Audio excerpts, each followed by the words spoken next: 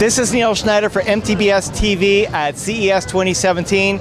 To my immediate right is Paul Villanzoni. Did I get that right? You did, in perfect. A lot of practice went into that. He is the VP of Business Development for Pico, P-I-C-O. Welcome to the program. Thank you. Thanks for having me on. So what have we got on display here today? This is the beautiful Pico Neo CV.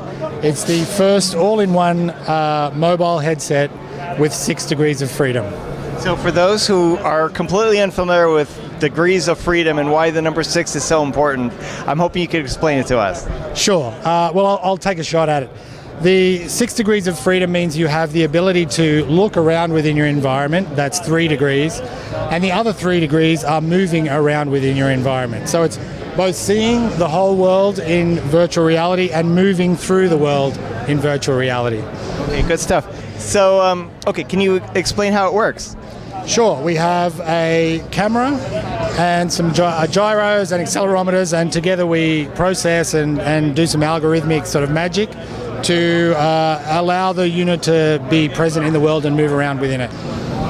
Is there latency with this? Like, how would you describe it? No, there's no latency. The quality of experience is very good. I mean, you tried it, and tell me, how did you find it?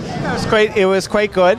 I was wondering, what are you using to process this? Is there a smartphone in there? Like, how do you make it work? There's not a smartphone, but it is running off the Snapdragon 820 chipset, and it's also using the Qualcomm VR SDK. What can you tell us about resolution, field of view, basic specs?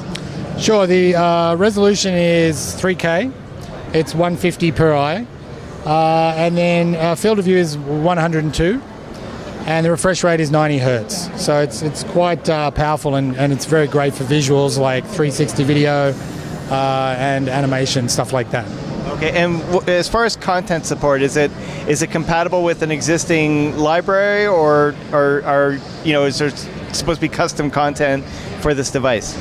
It's built on Android, so it's running the latest version of Android N. So it's compatible with Android N games, and basically it's fairly simple to port a game from if you've already developed it for Android. Okay, good stuff. And is this going to be available soon? Like, how would you describe it? Is it a prototype, or are you good to go? It is a prototype, but it will be available in 2017. Absolutely. Good stuff. And if people wanted to develop for it, how do they go about doing that? Well, they can contact us. We have a developer program, and we're looking for developers who have Android experience. We also have an Android SDK native. We have a Unity SDK, and we have an open SDK that we give to people. So we're looking for developers from all paths, really, for Android. One thing I really liked about this was I was playing a game where, what's the name of that movie where it's Catherine Zeta-Jones and she's walking through the lasers and the whole thing? I've forgotten the name of the movie. It's with Sean Connery, I know the one. Sean Connery, I cannot remember the name of the movie. The point is, you're walking in this laser-infested room and you've got to dodge to the lasers, and the game gets a little more complex. But what impressed me most was that it not only kept track of what was going on in the room, but it knew where you were in the space. Right. Like you had to not only walk across the room, it had markers that you had to walk back to. So how does it know? Like what is it using as a reference point from point A to B to C within that room? Well, that's where the camera and the processing technology comes together to give you positional movement within the space. But it's not just positional. It knew where you were mapped in the room, not just how your body was positioned, but whether you were 6 feet, 3 feet, and whether to go behind. Well, I mean that's the 6DoF, right? If you don't know where you are, you can't move through your environment properly. So it does have that location positioning within the 6DoF environment.